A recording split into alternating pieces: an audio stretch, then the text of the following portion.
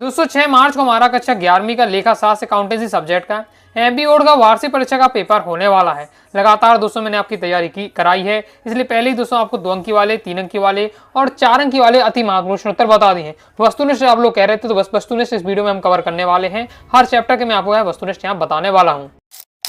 देखिए वस्तुनिष्ठ में ऐसा है, आपके 6 सेट में पेपर आएंगे, तो वस्तुनिष्ठ एकदम फिक्स कहा नहीं जा सकता है। ओके, लेकिन जो भी आपके सिलेक्टेड है हम उनकी बात करेंगे। फिर भी मैं आपको क्या करूंगा, मैं आपको हर चैप्टर से मैं आपको क्या है वस्तुनिष्ठ आपको बताते जाऊंगा। ओके, वस्तुनिष्ठ आपको दिखाते जाऊंगा, तो आप क्या पूरे वस्तुनिष्ठ प्रैक्टिस कर सकते हैं।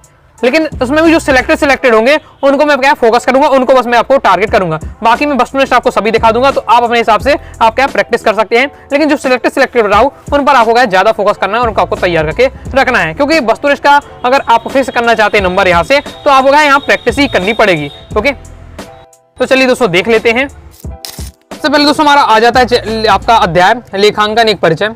इससे आपको जैसे आपको तय करना है लेखांकन की शाखाएं, तो ये आपके वित्तीय लेखांकन, लागत लेखांकन, प्रबंधकीय सभी लेखांकन की शाखाएं, उपयुक्त सभी राइट आंसर हो जाएगा आपका।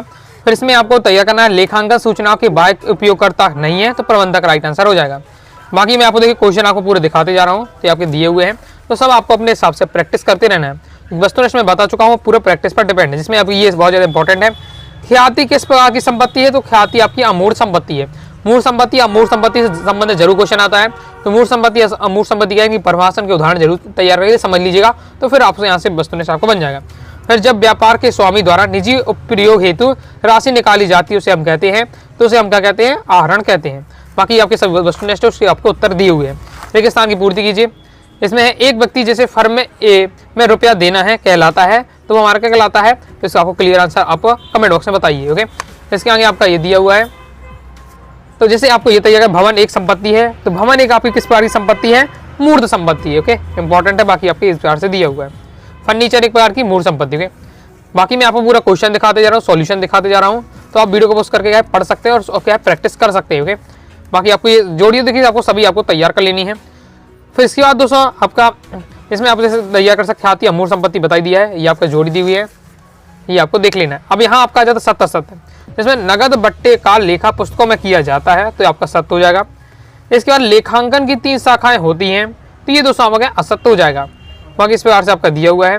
ओके, लेखांकन प्रबंधक लेखांकन सूचना की आंतरिक उपयोगकर्ता होते हैं, तो ये दोस्तों हमारा क्या हो जाएगा, ये आपका बिल्कुल सत्य हो जाएगा। ओके, आंतरिक उपयोगकर्ता होते हैं, कंप्लीट हो जाता है। इसके बाद हमारा एक शब्द एक वाक्य में उत्तर दिया हुआ है। देखिए आपको दोस्तों सभी एक बार अगर पढ़ सकते, देखिए जो फोकस कर रहा हूँ पढ़ना ही है, बाकी एक बार आपका है मैं आपको क्वेश्चन दिखा रहा हूँ सॉल्यूशन, तो आपको प्रैक्टिस करते जाना है। एक शब्द एक वाक्य में उत्तर, पुस्तक पालन की द्वारा लेखा प्रणाली का आविष्कार किसने किया, बाकी इस बार से क्वेश्चन दिया हुआ है। लुकास पेसियोली इसका राइट आंसर हो जाएगा। लेखांकन कितनी शाखाएं होती हैं, लेखांकन की दोस्तों आपकी 4 शाखाएं होती हैं। इसके आगे आपको ये कुछ भी क्वेश्चन दिए हुए हैं, तो आपको दोस्तों तैयार कर लेना है। व्यापारी द्वारा ग्राहकों को छूट देना कहलाता है, तो ये दोस्तों हमारा क्या कहलाता है, भट्टा कहलाता है। बाकी इनका सॉल्यूशन हो जाता है। तो पहले चैप्टर के इंपॉर्टेंट वस्तुनिष्ठ थे, अब आगे देखते हैं। दूसरा अध्याय है लेखांकन के सैद्धांतिक आधार। इसमें आपको तय करना है निम्नलिखित में से कौन सा खाता नाम मात्र का खाता है, तो चौथे का दोस्तों आपका राइट आंसर हो जाएगा फर्नीचर खाता। होगा। इसके बाद नेक्स्ट आपको ये तैयार करना है कि संपत्ति प्लस दायित्व इक्वल टू पूंजी, यह किस सिद्धांत पर आधारित है, तो यह दोस्तों आपके द्वारा लिखित सिद्धांत पर आधारित है। इसके आगे आपका आगम की पहचान के आधार है, तो आपको उपयोग सभी आपका रोकड़ आधार भी, विक्रय आधार भी और उत्पादन आधार भी। चालू व्यापार की अवधारणा के अनुसार व्यापार तक चलेगा, तो अनिश्चित जीवन काल तक चलेगा। बाकी इस टाइप का अक्सर पूछा जाता है, संपत्ति माइनस पूंजी प्लस आपका क्या हो जाएगा, तो हो जाएगा आपका दायित्व। संपत्ति माइनस दायित्व प्लस हो जाएगा पूंजी। तो इस प्रकार से आपको दिए लेखांकन मानक बोर्ड की स्थापना कब हुई है, तो ये भी आपको तैयार करके रखना है। फिर इससे आपके सही जोड़ी दी है, तो इनका आपको प्रैक्टिस कर लीजिएगा, मैं आपको दिखा रहा हूँ। फिर इससे आगे सॉल्यूशन दिखा देता हूँ। इसके आगे आपका ये सॉल्यूशन दिया हुआ है। अब आप सत्तासत में जैसे लेखांकन प्रमाणक नीतियों किसमें असमानता लाता है, तो ये आपका असत्य हो जाएगा। प्रत्येक नाम के लिए जमा होना आवश्यक है, तो ये दोस्तों आपको इसको क्लियर आंसर बताना, लेकिन इंपॉर्टेंट है आपको। इसके बाद सत्य सत्य आपका हो जाता है, फिर एक वाक्य आ जाता है। आयकर की दृष्टि से लेखा वर्ष होते हैं, तो इसका राइट आंसर आपको 12 माह है। बाकी आपका ये दिया हुआ है वित्तीय वर्ष की अवधि कितनी होती है, तो 12 माह होती है। इसके बाद लेन देनों का विलेखन फर्स्ट चैप्टर से देख लेते हैं, तो ये आपके दिए हुए। इसमें आपको तैयार करना है कि निम्नलिखित कौन सा समीकरण सही है। समीकरण वाले आपसे पूछा जाता है इस प्रकार से कि पूंजी दायित्व और जो आपका संपत्ति में संबंधित होता है वो वाले क्वेश्चन। परंपरागत पद्धति के अनुसार खातों को बांटा गया है, तो आपको कितने भागों, 2 भागों में बांटा गया है। आगे नेक्स्ट हमारा क्वेश्चन है, ये आपका दिया हुआ है। और इनके सॉल्यूशन ही हो जाते हैं। रेगिस्तान में देखते हैं तो डेबिट प्रमाणक व्यवसाय द्वारा किए गए डेटर्स के लिए बनाए जाते हैं, तो नगद लेन देनों के लिए बनाए जाते हैं। पूंजी प्लस दायित्व इक्वल टू आपका क्या हो जाएगा, तो हो जाएगा आपका संपत्ति। इस प्रकार से हमारा कंप्लीट होता है। फिर सही जोड़ी आपकी आ जाती हैं। ये दोस्तों आपकी यहाँ सही जोड़ी की दी हुई है। इसके बाद 77 आ जाता है। 77 में ये आपका दिया है जैसे मूल प्रलेख के आधार पर प्रमाणक तैयार किए जाते हैं, तो आपको बिल्कुल सत्य हो जाएगा। बाकी इस प्रकार से आपका दिया हुआ है। फिर एक सब देख बाकी में उत्तर, जिसमें हमारा ये आपका इंपॉर्टेंट है, लेखांकन समीकरण किस अवधारणा पर आधारित है, तो ये दोस्तों हमारा द्विपक्षीय अवधारणा पर आधारित है। रोकड़ बैंक में जमा करने पर कौन सा खाता डेबिट किया जाता है, तो यहाँ दोस्तों हमारा बैंक आपका इसका क्लियर आंसर आप देख लीजिएगा। ओके, बाकी बैंक इसका आपका राइट आंसर आगे कंप्लीट हो जाता है। आगे देख लेते हैं। नेक्स्ट अध्याय है लेन देनों का विलेखन, सेकंड वाली चैप्टर से। इसमें आपके ये दिए हुए हैं, जिसमें आपको तय करना है रोकड़ वही में कौन से लेन देन नहीं लिखे जाते, तो उधार व्यक्ति के लेन देन नहीं लिखे जाते हैं। खातों को संतुलित करने का अर्थ होता है नाम व जमा पक्ष के योग के अंतर की गणना। आगे है इसे माल के मूल्य में से घटा दिया जाता है, तो इसका राइट आंसर हो जाए दोस्तों आपका जो बट्टा होता है उसे घटा दिया जाता है। बाकी आपका ये रेगिस्तान दिए हुए हैं। इस सामने उधार बेची गई संपत्ति का अभिलेखन डेटर्स में होता है, तो इसका दोस्तों आपका राइट आंसर प्रमुख रोजनामची में होता है। इसके बाद दोस्तों आपका आ जाते हैं सही जोड़ियाँ, तो सही जोड़ी दी है, इनका आंसर दिया हुआ है, तैयार कर लीजिएगा। इसके बाद दोस्तों हमारे ये सही जोड़ी है। फिर 77 है, यदि किसी प्रविष्टि में एक खाते को नाम व एक से अधिक खातों को जमा पक्ष में अभिलेखित किया जाता है, तो ऐसी प्रविष्टि हमारा मिश्रित अपवृष्टि कहलाती है, तो ये दोस्तों हमारा बिल्कुल सत्य हो जाएगा। खुदरा रोकड़ वही में बड़े भुगतानों का विलेखन किया जाता है, तो ये दोस्तों हमारा असत्य हो जाएगा। इसका एक शब्द एक बाकी में उत्तर है, जिसमें हमारा कि वर्तमान समय में फुटकर रोकड़ बही रखने की वैज्ञानिक एवं उपयोगी प्रणाली कौन सी है, वो हो जाएगा दोस्तों आपका खुदरा रोकड़ बही। इसके आगे रोकड़ बही को सदैव कौन सा शेष होता है, तो ये दोस्तों हमेशा कौन सा शेष होता है, नाम शेष होता है। बाकी आपके दिए हुए हैं, कंप्लीट हो जाता है। आगे नेक्स्ट चैप्टर देख लेते हैं। आगे नेक्स्ट अध्याय बैंक समाधान विवरण। बैंक समाधान विवरण बनाया जाता है तो व्यापारी द्वारा बनाया जाता है। बाकी इसके आपके ये दिए हुए हैं। इसके आगे नेक्स्ट आपको देख लेते हैं। नेक्स्ट में आपको तैयार करना है बैंक समाधान विवरण है, तो हो जाएगा इसका राइट आंसर रोकड़ बही का एक भाग है। पासबुक के क्रेडिट शेष का अर्थ होता है, तो इसका दोस्तों आपका राइट आंसर हो जाएगा अनुकूल शेष। रेगिस्तान में रोकड़ बही का क्रेडिट शेष डेटर्स को दर्शाता है, राइट आंसर हो जाएगा आपका अधिविकर्षण। ओके, नेक्स्ट हमारा बैंक समाधान विवरण खाता नहीं, एक क्या है, एक हमारा विवरण है। फिर बैंक समाधान विवरण डेटर्स द्वारा बनाया जाता है, तो इसका आपका क्या व्यापारी द्वारा बनाया जाता है। सही जोड़ी आपकी दी हुई है। इसके असत्य है, ये आपका दिया हुआ, जिसमें पासबुक का क्रेडिट शेष प्रतिकूल शेष होता है, तो ये आपका असत्य हो जाएगा। रोकड़ बही का जमा शेष पासबुक के नाम पर शेष के बराबर होता है, तो ये आपका सत्य हो जाएगा। बाकी इस प्रकार से आपका दिया हुआ है। फिर नेक्स्ट यहाँ के आपके 3 लगातार इंपॉर्टेंट है। बैंक समाधान विवरण कब बनाया जाता है, बैंक से समाधान विवरण कौन बनाता है, बैंक विवरण किसके द्वारा भेजा जाता है, तो ये तीनों आपको तैयार करके रखने हैं। तो ये आपका उत्तर भी आपको यहाँ से देख सकते हैं, कंप्लीट हो जाता है। आगे नेक्स्ट हमारा अध्याय है तलपट एवं अशुद्धियों का संशोधन। इसमें आपको देख लेते हैं कौन सा तैयार करना है।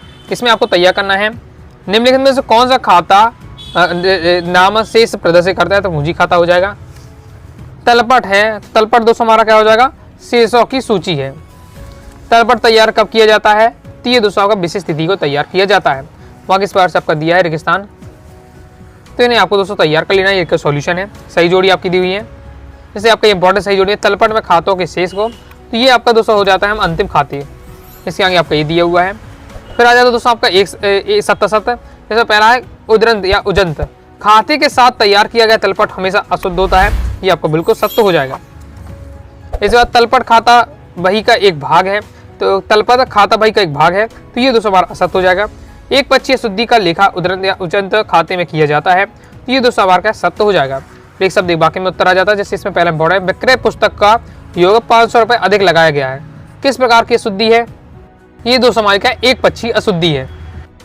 इसके आगे दोस्तों आपके दिए क्वेश्चन उनका सॉल्यूशन आगे देख लेते हैं। आगे नेक्स्ट हमारा चैप्टर हास प्रावधान और संचय। इसमें हमारा है क्वेश्चन मूल्यह्रास की प्रकृति है, तो वेब की मूल्यह्रास लगाया जाता है, तो हो जाएगा दोस्तों आपका ये आपका राइट आंसर हो जाएगा लाभ की दशा में। ओके, मूल्यह्रास का संबंध चालू संपत्ति से। बाकी इस बार से आपके क्वेश्चन दिए हुए हैं और इनका सॉल्यूशन आपको ये दिया हुआ है। फिर रेगिस्तान की पूर्ति मूल्यह्रास डेटर्स संपत्तियों पर लगाया जाता है, तो स्थायी संपत्ति पर लगाया जाता है, ये इंपॉर्टेंट है। बाकी आपको ये दिए जैसे 10वां समस्त विशेष संचय डेटर्स कहलाते हैं, तो ये दोस्तों हमारा आयोजन कहलाते हैं। बाकी फिर इसके बाद दिया है सही जोड़ियाँ। फिर एक बार आ जाते हैं 77। मूल्यह्रास का संबंध चालू संपत्तियों से होता है, तो ये हमारा क्या हो जाएगा, असत्य हो जाएगा। इस बार नेक्स्ट आपको जैसे ख्याति पर हास नहीं लगाया जाता है, तो ये दोस्तों आपका असत्य हो जाएगा। तो नेक्स्ट एक शब्द एक वाक्य में उत्तर, संपत्ति के निरंतर प्रयोग से उसके मूल्य में होने वाली कमी को क्या कहते हैं, तो हम कैसे मूल्यह्रास कहते हैं। बाकी ये आपके दिए एक शब्द एक वाक्य में उत्तर, उनके सॉल्यूशन। नेक्स्ट दोस्तों हमारा अध्याय है वित्तीय विवरण फर्स्ट वाले से। इसमें वित्तीय विवरणों में शामिल है तो हो जाएगा आपका सभी व्यापार खाता, भी लाभ हानि खाता, चिट्ठा खाता, ये आपका हो जाता है। नेक्स्ट लाभ हानि खाता में दर्शाते हैं तो आय व्यय एवं आयगत व्यय को। इसके बाद निम्न में से चालू संपत्ति का उदाहरण लेनदार हो जाएगा। आर्थिक चिट्ठा है हमारा, तो इनमें से आप ये इसमें क्लियर नहीं है, सो आप क्लियर कर लीजिएगा। ओके, आगे देख लेते हैं। आगे वस्तुनिष्ठ हमारे ये दिए हैं। निम्न में से प्रत्यक्ष व्यय का उदाहरण है तो जो आपको बाय गाड़ी भाड़ा भी प्रत्यक्ष कर का उदाहरण है। फिर आगे देखिए साल की पूर्ति कीजिए। सभी प्रत्यक्ष व्ययों को लेखा डेडेस में डेडेस खाते में किया जाता है, तो व्यापार खाते में किया जाता है। बाकी ये आपकी दी है किसान की पूर्ति और उनकी आंसर। फिर आपका आ जाता है सही जोड़ियाँ। सही जोड़ी में जैसे आपका देय विपत्र है तो ये हो जाएगा आपका दोस्तों दायित्व। ट्रेडमार्क है जैसे, तो ट्रेडमार्क दोस्तों आपका एक अमूर्त संपत्ति है। फिर सत्ता आ जाता है जिसमें आपको ये तैयार करना है, पहले आहरण की रकम पूंजी में जोड़ी जाती है तो असत्य हो जाएगा। मशीन एक चल संपत्ति है तो ये भी आपका असत्य हो जाएगा। सकल लाभ इक्वल टू होता है शुद्ध विक्रय माइनस बिके माल की लागत, तो ये आपका बिल्कुल सत्य हो जाएगा। ओके, इसके बाद नेक्स्ट हमारा आ जाता है एक शब्द एक वाक्य में उत्तर, संपत्ति इक्वल टू पूंजी प्लस दायित्व हो जाएगा। बाकी इस पार्ट से आपका दिया हुआ है, तैयार कर लीजिएगा, ये इनका सॉल्यूशन हो जाता है। नेक्स्ट दोस्तों हमारा लास्ट अध्याय है वित्तीय विवरण सेकंड, इससे देख लेते हैं। तो इसमें हमारा पूर्वदत्त व्यय को चिट्ठा में दर्शाया जाता है तो आपका संपत्ति पक्ष में हो जाएगा। बाकी इसके आपको दिए क्वेश्चन। फिर आपका अदत्त व्यय, तो अदत्त व्यय हो जाएगा दोस्तों आपका व्यक्तिगत खाता, और ये आपके दिए हुए हैं विकल्प, उनके उत्तर। फिर इसके बाद सामने पूर्ति जिसमें अनुपार्जित आय को चिट्ठा में डेडेस पक्ष में लिखा जाता है, तो ये दोस्तों आपका राइट हैंड दायित्व पक्ष में लिखा जाता है। वर्ष के अंत में पूंजी में वृद्धि के कहलाती है लाभ को दर्शाती है। बाकी आपका ये दिया हुआ है। फिर इसके बाद दोस्तों आपको सही जोड़ी दी हुई है। अदत्त व्यय हो जाएगा तो अदत्त व्यय का क्या हो जाएगा, दायित्व से आपका जाएगा। ओके, इसके बाद नेक्स्ट हमारा सत्य, इसमें आपका जैसे है संपत्ति पर हास का आयोजन किया जाना व्यापार के लिए हानि है, तो ये आपका असत हो जाएगा। ओके, लाभ हो जाता है इससे। इसके आगे आपका ये दिया हुआ है। फिर एक शब्द एक वाक्य में उत्तर, कोई एक चालू दायित्व का उदाहरण दीजिए, तो बैंक ओवरड्राफ्ट आपका क्या है, चालू दायित्व का उदाहरण हो जाता है। बाकी और भी आपके क्वेश्चन दिए जिसमें देय बट्टा संचिति का आयोजन किन पर किया जाता है, तो ये हो जाएगा व्ययों पर। सकल लाभ या सकल हानि का अंतरण किस खाते में किया जाता है, तो आपके व्यापार खाते में किया जाता है। तो इस प्रकार से दोस्तों मैंने आपको कहा है जो आपके सभी अध्याय हैं उनके मैंने आपको अति महत्वपूर्ण वस्तुनिष्ठ बता दिए हैं। पूरे वस्तुनिष्ठ में आपको बताया तो और ज़्यादा प्रैक्टिस कर सकते हैं, बाकी सिलेक्टेड थे उसमें मैं आपको तैयार करा दी है। तो आपको जितना ज़्यादा मैं आपको वस्तु प्रैक्टिस कर सकते हैं उतना ज़्यादा है वस्तुनिष्ठ आप प्रैक्टिस कर लीजिएगा। तो आइए दोस्तों आपको वीडियो पसंद है, वीडियो लाइक करके सब्सक्राइब कर दीजिएगा। साथ ही दोस्तों टेलीग्राम चैनल व्हाट्सएप चैनल को ज्वाइन कर लीजिएगा। कोई दोस्तों डाउट है कमेंट बॉक्स में आप जरूर पूछिएगा। मिलते हैं दोस्तों नेक्स्ट वीडियो में, तब तक के लिए बाय बाय।